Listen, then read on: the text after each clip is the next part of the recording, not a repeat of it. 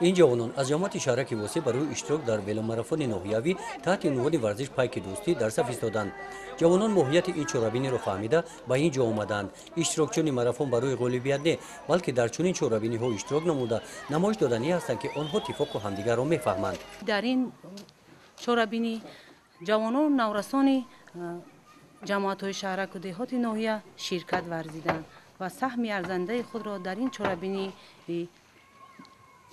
گذاشتند.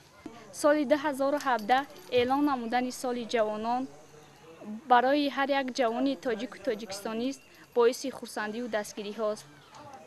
ما جوانان ناحیه واسه نیز این اقدام نیکی اساسگذار صلح و وحدت ملی را خوب درک و قبول نموده در چورابینی های فرهنگی و سیاسی فعالانه اشتراک می نماییم و این باز یک چورابینی فرهنگی و فراغتی به مثل شام جوانی در ناحیه هر هفته در باغ فرهنگی برگزار می گردد و ما جوانان در این اشتراک و شرکت فعالانه می نماییم. اشتراکچیان ولوماراتون بعد این چورابینی در باغ فرهنگی فراغتی ناحیه در چورابینی فرهنگی شام جوانی اشتراک نمودند.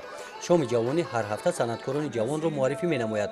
هفته آینده مسئول کسب‌های مردمی، هنرهای دستی و کارهای خانگی هنرمندان جوان اینجا به نمایش گذاشته می شوند. چورابینی‌های مذکور موافق نقشه چورابینی‌های بخش جوانان، ورزش و سیاحی ناحیه بخشیده به سال جوانان می‌گذرند. گزارش خواجه نظری خدای نظر ظهورов از ناحیه واسه برای برنامه اطلاعاتی نوید.